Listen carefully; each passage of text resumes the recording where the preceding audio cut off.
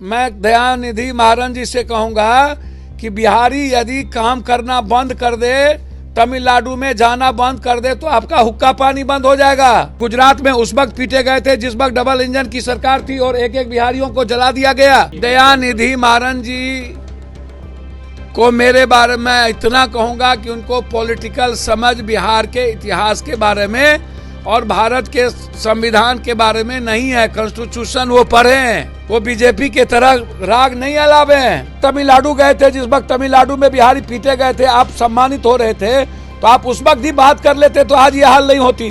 बार बार बिहारियों का अपमान किया जाता है। एक बार फिर से डीएमके नेता दयानिधि ने बिहारियों का अपमान किया, हर विवादित बयान दिया है, जिस पर तेजस्वी यादव ने भी कहा है कि ऐसे बयान नहीं देने चाहिए जिससे बिहारियों का अपमान हो।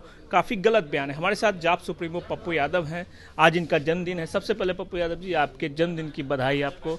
और जिस तरीके से बयान दिया गया है, कैसे देखते हैं आप? भैया एक बात बोलूं, इसके जिम्मेदार कौन? बिहारियों को इस परिस्थिति में पहुंचाने वाले कौन लोग? ये तो हर जाति को एक जाति गाली दे रहा है। कोई कहता है दलित गलत, कोई कहता है आदिवासी गलत, कोई कहता है ब्राह्मण गलत, कोई कहता है राजपूत गलत, कोई कहता है फॉरवर्ड गलत, कोई कहता है बैकवर्ड गलत। किस रूप में आप देखने के लिए कहते हैं? मणिपुर में इतनी बड़ी घटना घटी, उस पर कोई सवाल खड़ा नहीं हुआ। क्या पूरे देश के बेटियों का अपमान नहीं हुआ? साक्षी जी ने कुश्ती ओलंपिक छोड़ दी, इस पर चर्चा नहीं होगी। मेडल लौटा दिया, इस पर चर्चा नहीं होगी। कई लोग एशियन गेम लोग छोड़ दिए, उस पर चर्चा नहीं होगी। सदन के भीतर गलत हुआ या सही हुआ, उस पर बाद में हम जाएंगे। हुआ क्यों? ये परिस्थिति पैदा क्यों हुई और इसके जिम्मेदार कौन है? पॉलिटिकल सिस्टम और पॉलिटिशियन। बिहारी कोई एक दिन से गाली सुन रहा है। जब महाराष्ट्र में बाला साहब ठाकरे के समय से लेकर बीजेपी के गठबंधन से लेकर, हरियाणा से लेकर, अन्य जगहों से लेकर, मणिपुर में तो बिहारी को पीटे गए, मारे गए, भगाए गए, जलाए गए। इम्फाल में आप कोई आज और नहीं, गुजरात में तो आप याद करिए ना। लेकिन बार बार बिहारियों को जो बोला जाता है, मैं जो पूछ रहा हूं, गुजरात में जो लोग आज ये कह रहे हैं कि बिहारी को अपमानित किया जा रहा है, मैं उनसे पूछना चाहूंगा कि ये जिम्मेदार कौन लोग हैं? 17 साल आप सरकार में रहे, डबल इंजन की सरकार थी और गुजरात में उस वक्त पीटे गए थे जिस वक्त डबल इंजन की सरकार थी और एक एक बिहारियों को जला दिया गया, मारा गया। और जब पप्पू यादव पहुंचे गुजरात में तो उस वक्त आप कहे कि पप्पू यादव को ढुकने नहीं देंगे, और हम पहुंचे, हम पर ईंट फेंके गए, मारने की साजिश रची गई गुजरात में। मणिपुर पप्पू यादव अकेला गया, जाते क्यों नहीं है ये लोग? तमिलनाडु में घटना घटी, एक बार घटना घटी है, एक बार इस तरह की बातें हो रही है। कभी तेलंगाना में, कभी आंध्रा में, कभी पंजाब में। कोरोना में क्या हुआ? कोरोना में एक एक बिहारी को ट्रेन का बाथरूम का पानी पीने पर मजबूर कर दिए। जिम्मेवार रोड पर जो लोग सत्ता में रहे आजाद हिंदुस्तान के बाद, सिर्फ यही सरकार जिम्मेदार नहीं है। जो जो लोग रहे, 17 साल बीजेपी की डबल इंजन की सरकार नहीं थी। जो लोग बीजेपी, उद्धव ठाकरे, उसके पहले भी सरकार थी, उसके शुरू में बीजेपी और सब लोग मिलकर सरकार बनाए। पहले तो आप संघीय व्यवस्था को सुधारिए ना। आप बड़ी बड़ी बात करने वाला व्यक्ति से पूछिए ना कि बिहारी का अपमान, बिहारी का पलायन कोरोना के बाद आए और फिर बिहारियों को लेके चले गए। बिहारी को जब जॉब नहीं मिलेगा, काम नहीं मिलेगा, आप बिहार को पढ़ाने के लिए बाहर, आप बार बार कहते हैं, मीट कर रहे हैं, हम यहाँ पर फैक्ट्री लाएंगे, पूंजी निवेश होगी। आजादी के बाद किन लोगों ने पूंजी निवेश किया, इस पर कभी चर्चा क्यों नहीं होती? काट देंगे, मार देंगे। लेकिन दयानिधि को क्या कहिए? दयानिधि महाराज जी को मेरे बारे में इतना कहूंगा कि उनको पॉलिटिकल समझ बिहार के इतिहास के बारे में और भारत के संविधान के बारे में नहीं है। कॉन्स्टिट्यूशन वो पढ़े हैं, वो बीजेपी के तरह राग नहीं अलावे हैं। ये गलत है। मैं दयानिधि महाराज जी से कहूंगा कि बिहारी यदि काम करना बंद कर दे, तमिलनाडु में जाना बंद कर दे, तो आपका हुक्का पानी बंद हो जाएगा। बिहार के लोग सिर्फ मजदूर नहीं है, वो ईमानदार होते हैं। वो बाहर जाके लोगों के प्रदेश का निर्माण करते हैं, उसमें देश की तरक्की की भूमिका होती है। आप बिहारी गाली का सबक नहीं है, लेकिन बिहारी यदि पीटे जा रहे हैं, गाली का सबक है। गुजरात से मार के भगाए जाते हैं, उद्धव ठाकरे गाली देके भगाते हैं सब लोग कल। तो आप ये समझिए कि ये जिम्मेदारी सिर्फ दूसरों को गाली मत दीजिए, यह जिम्मेदारी बिहार में जिन जिन लोगों की सरकार रही है, आपका कहना है सरकार की जिम्मेवारी है, पिछले सरकार हो चाहे अभी की सरकार हो, चाहे कोई सरकार हो, बिहार की दुर्गति करने में, बिहार की इकोनॉमी, बिहार की आज जो लोग कहते हैं कि बिहार गरीब और गरीबी है, क्यों इस पर चर्चा नहीं होती है? क्यों 99% लोगों के पास कंप्यूटर लैपटॉप नहीं है? 96% लोगों के पास एक व्हीकल नहीं है? क्यों 6,000 रुपया से 10,000 रुपया ही महीना इनकम है? क्यों सिर्फ फूस के घर हैं? क्यों 60% लोग ही बीए किए हुए हैं? ये कौन जिम्मेदार हैं? क्यों? हम तो तेजस्वी यादव जी से भी पूछेंगे, कहेंगे आप तो सरकार में हैं, और आप को उस वक्त भी तमिलनाडु गए थे, जिस वक्त तमिलनाडु में बिहारी पीटे गए थे, आप सम्मानित हो रहे थे, तो आप उस वक्त ही बात कर लेते तो आज ये हाल नहीं होती। तो आप उसी वक्त आपको चले जाना चाहिए था तमिलनाडु में। आपका भविष्य है, आपको करिए। और सही कहा तेजस्वी यादव ने, लेकिन हम उनसे, तेजस्वी जी से हम जरूर आग्रह करेंगे कि बिहार तो सबको सम्मान दे रहा है, सबको नौकरी में ला रहा है, यूपी से ला रहे हैं, नीतीश कुमार जी की सरकार सबको, भारत को सम्मान दे रहा है, संघीय व्यवस्था में सभी प्रदेश को सम्मान मिल रहा है, और हमारे यहाँ का बाहर में जाके सब जगह डोमिसाइल मुद्दा है, और हमारे यहाँ सबको बुला रहे हैं, सबको भगा रहे हैं। अब तो और आउटसोर्सिंग पर आप ले रहे हैं सब कुछ, अब तो बर्बाद, अब तो वो भी गायब, आउटसोर्सिंग पर सारा पूंजीपति लेगा।